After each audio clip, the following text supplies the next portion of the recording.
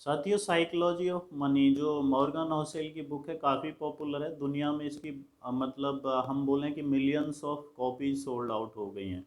मतलब इतनी popular book कि हर व्यक्ति जो थोड़ा भी अवेयर होता है इस बुक को पढ़ना चाहता है, क्योंकि इसमें साइकोलॉजी के बारे में बात की है जो फाइनेंस से रिलेटेड है। तो इसको मैं डिटेल में आपके साथ डिस्कस करने वाला हूँ। अगर आपने बुक नहीं पढ़ी है तो इसमें जो 20 चैप्टर्स हैं उसमें क्या इन्होंने डिस्कस किया है मैं आपके साथ शेयर करूँगा। और अगर आपने आप पढ़ना चाहते हैं तब भी आपके लिए ठीक रहेगी, क्योंकि आपको एक आइडिया हो जाएगा कि इस बुक में उन्होंने क्या लिखा है। और नहीं पढ़ी है तब तो आपको एक समरी में आपको देने ही वाला हूँ। तो आप वीडियो के लास्ट तक इसको देखिए। पहला चैप्टर है नो वंस क्रेजी। पहले चैप्टर में आपको नाम भी बताऊंगा मैं चैप्टर के साथ में, इसको रिव्यू करेंगे पूरी बुक को कि क्या क्या इन्होंने लिखा है और वो आपके लिए यानी आपके डोमेन के अकॉर्डिंग आपको सूट करेगी या नहीं करेगी, ये भी आप डिसाइड कर सकते हैं। तो पहला चैप्टर है नो वंस क्रेजी। इसमें ये जो पास्ट हिस्ट्री है स्टॉक मार्केट की, उसके बारे में बात करते हैं। जो मेजर चीज़ होती है जो ध्यान अट्रैक्ट करती है होती है, ये बताते हैं कि ऐसा नहीं होता है कि हमेशा स्टॉक मार्केट दुनिया भर के आपको अच्छा रिटर्न देते रहें। इन्होंने कई एग्जाम्पल चार्ट्स के थ्रू बताएं कि कई बार ऐसा हुआ है 20 से 30 साल तक किसी भी कई कंट्रियों के एग्जांपल दिए, जैसे जापान के और ऑब्वियसली यूएसए के हैं, तो वहाँ की स्टॉक मार्केट का इन्होंने एग्जांपल दिया है कि वो हमेशा अच्छा रिटर्न नहीं देता है। कई बार 20-30 ईयर्स के एक टाइम स्पैन में वो ऑलमोस्ट ऑलमोस्ट एक स्टेबल स्टेज पे चलता रहता है। तो उसे इन्होंने समझाने की कोशिश की है कि हमेशा बूम नहीं रहता है। दूसरा लक और रिस्क की बात करते हैं, बड़ा इंपॉर्टेंट टॉपिक हो जाता है, क्योंकि लक और रिस्क फाइनेंस के फील्ड में हमेशा एक बर्निंग टॉपिक रहते हैं। तो कहते हैं कि जो रिस्क है और जो लक है वो हमेशा काम करता है। रिस्क क्या है, ये बताते हैं कि जो चीज़ हम सोचते हैं, जब भी हम प्लान करते हैं तो जो भी चीज़ हम सोच लेते हैं उसके बाद जो बच जाता है वही रिस्क है। और लक को ये कभी भी इग्नोर नहीं करते हैं, बोलते हैं कि लक हमारे पूरी लाइफ में हमेशा एक क्रूशल रोल प्ले करता है। इसके बाद चैप्टर थर्ड है नेवर एनफ। तो इसमें बोलते हैं कि नेवर एनफ से मतलब है, ये समझाते हैं कि इंसान की इच्छाएं, डिज़ायर्स, एम्बिशंस कभी कंप्लीट नहीं होती हैं, तो उसको कंट्रोल करना विद रिगार्ड्स टू फाइनेंस बहुत ज़्यादा ज़रूरी हो जाता है। ठीक है, नेक्स्ट चैप्टर है कंपाउंडिंग कन्फाउंडिंग कंपाउंडिंग। बोलते हैं कि आपको कंपाउंडिंग को समझना ज़रूरी है, आपको वक्त देना ज़रूरी है फाइनेंस के फील्ड में। मतलब इन्वेस्टिंग के फील्ड में वो कहते हैं कि आपको टाइम देना ही पड़ेगा, कंपाउंडिंग को समझना पड़ेगा, तभी आप अच्छे रिटर्न्स कमा सकते हैं। इसके बाद नेक्स्ट है getting wealthy versus staying wealthy. कहते हैं कि स्टे वेल्दी कैसे रह सकते हैं वो समझाते हैं, और वेल्दी होना कैसे है वो भी, वो दोनों चीज़ें समझाते हैं, डिटेल में समझाते हैं। इसके बाद टेल्स यू विन। ये बड़ा मज़ेदार चैप्टर था, मुझे काफ़ी इंटरेस्टिंग लगा। टेल्स यू विन इसका मतलब क्या कहते हैं कि आप 50% रॉन्ग हो सकते हैं। ठीक है, ये पॉसिबिलिटी है, और आप फिर भी प्लस फील्ड में हो सकते हैं, मतलब फिर भी आप प्रॉफिटेबल हो सकते हैं।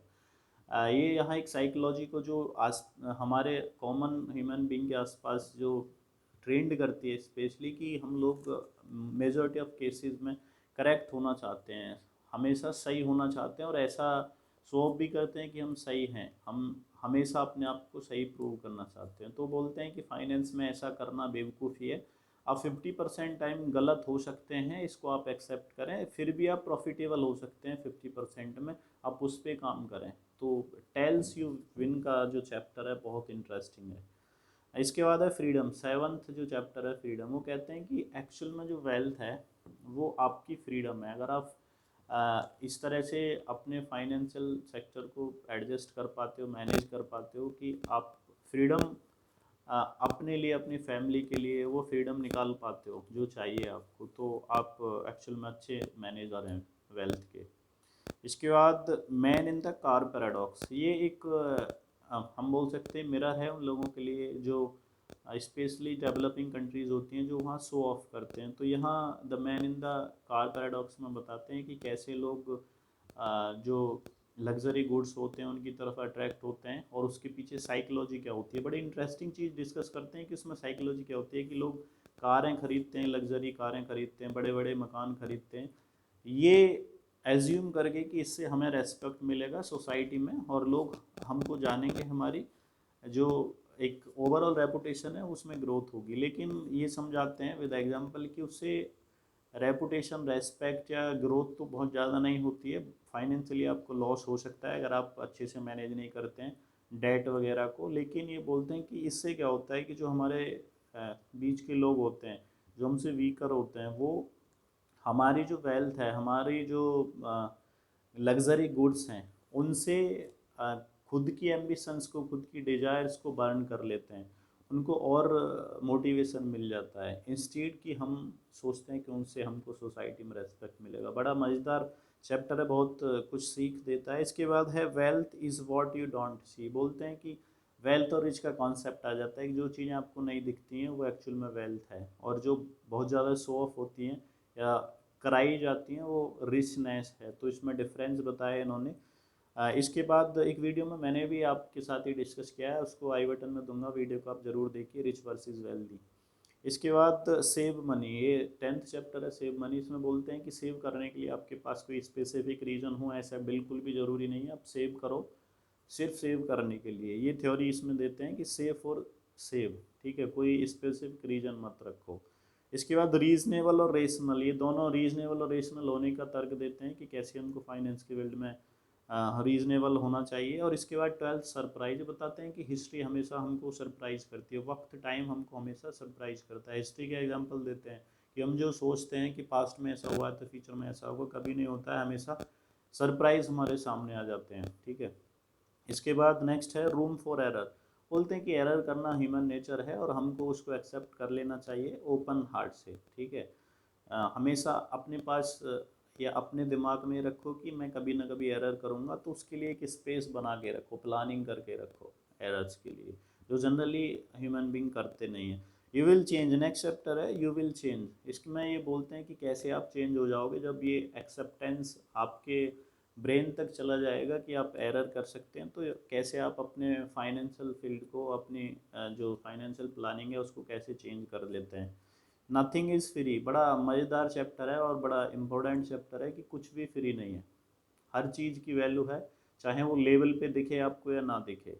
ये बड़ा एक कॉमर्शियल पॉइंट ऑफ व्यू से बहुत अच्छा चैप्टर है कि हर एक चीज़ की कुछ ना कुछ प्राइस होती है, कुछ भी चीज़ फ्री नहीं है, ठीक है। नथिंग इज़ फ्री, ये वाला चैप्टर है। इसके बाद यू एंड मी, या फिर ये आम लोगों की चर्चा करते हैं कि हम और आप कैसे फाइनेंस के फील्ड में अक्सर हॉक्सेस में फंस जाते हैं। इसके बाद नेक्स्ट चैप्टर है द सेडक्शन ऑफ पैसिमिज्म। जो पैसिमिज्म है वो कैसे सिडक्ट करता है लोगों को। वो बोलते हैं कि जो नकारात्मक चीज़ें होती हैं वो तेज़ी से फैलती हैं और तेज़ी से हमको अपनी तरफ अट्रैक्ट करती हैं, और जो सकारात्मक यानी पॉजिटिव चीज़ होती हैं वो किस तरह से धीरे धीरे ग्रो करती हैं। इसके बाद नेक्स्ट चैप्टर है when you will believe anything. अब बोलते हैं कि जब आप ये सब चीज़ करते हो तो कुछ स्टेज ऐसी आती हैं जब आप हर चीज़ पे बिलीव करने लग जाते हो। कोई बोलेगा कि मार्केट कल गिरने वाला है तो आप मानोगे हाँ भाई गिर जाएगा, ठीक है। तो ऐसे एग्जांपल देते हैं ये। तो कहते हैं कि नेगेटिव चीज़ें जब आपको बताई जाती हैं तो आप आराम से बिलीव कर लेते हो, बट पॉजिटिव चीज़ें बताई जाएंगी तो आप बड़ी मुश्किल से बिलीव करते हो। ये चैप्टर है। नाउ ऑल टुगेदर 19 चैप्टर में वो सब चीज़ों को समराइज करते हैं, और 20 चैप्टर में बोलते हैं कन्फेशन नाम का जो चैप्टर है, कन्फेशंस, कि वो खुद कैसे इन्वेस्ट करते हैं अपनी मनी को। बड़ा अच्छा एक ओपन हार्ट से एक राइटर के द्वारा एक्सेप्ट किया गया है कि वो अपनी मनी को कैसे इन्वेस्ट करते हैं। तो मैं बता दूं, जो मॉर्गन है वो बोलते हैं कि मैं या मेरी वाइफ जो भी हम अर्न करते हैं उसमें मैक्सिमम पोर्शन हम सेव कर लेते हैं, क्योंकि वो कहते हैं कि जब हम कॉलेज स्टूडेंट थे, हमारी जो लाइफ स्टाइल जब थी, आज भी हमारी लाइफ स्टाइल वही है, उसमें कोई डिफरेंस नहीं है। हम जैसे तब इंजॉय करते थे आज भी ऐसे ही करते हैं। वो एग्जांपल देते हैं कि उस समय जो कार हमको ठीक लगती थी, हम जिसमें एंजॉय कर पाते थे, आज भी हमारा स्टेटस में कोई ख़राबी नहीं फील करते हम उसी कार में या उस तरह की कार में चलने में या उसी तरह के घर में रहने में। और इसके बाद अपनी मनी को बोलते हैं कि हम अपनी मनी को इंडेक्स फंड में इन्वेस्ट करते हैं, और वो बोलते हैं कि मुझे लगता है कि मेरे लिए मेरी रिक्वायरमेंट्स के हिसाब से ये ठीक है, और वो फोर्स भी नहीं करते हैं और कहते भी नहीं कि ये बेस्ट इन्वेस्टमेंट एडवाइस है। वो बोलते हैं कि हर व्यक्ति की ज़रूरतें अलग अलग होती हैं, और उसके अकॉर्डिंग ही हमको अपने मनी को, अपने जो हार्ड अर्न मनी होती है उसको इन्वेस्ट करना चाहिए। वो रियल स्टेल या रियलिटी के फील्ड में इन्वेस्टमेंट का भी मना नहीं करते हैं, वो स्टॉक में इन्वेस्टमेंट का मना भी नहीं करते हैं, वो किसी को भी इग्नोर नहीं करते हैं, लेकिन बोलते हैं कि जो चीज़ें आपके लिए अच्छी हों वो आपको करनी है, और अच्छा करने के लिए ही उन्होंने ये बुक लिखी है। 19 चैप्टर आप पढ़ेंगे तो आपको समझ में आएगा कि what is good for you, and as per that goodness that requirement you can invest your money, ऐसा वो बिलीव करते हैं। सो आई होप कि मैंने इस बुक की समरी आपके साथ शेयर की अच्छे से। द साइकोलॉजी ऑफ मनी, ठीक है, मज़ेदार बुक है, काफ़ी पॉपुलर बुक है, आप ज़रूर पढ़िए और कमेंट कीजिए अगर आपने पढ़ी है तो आपको कैसी लगी, आप भी शेयर कीजिए कमेंट में। Thank you.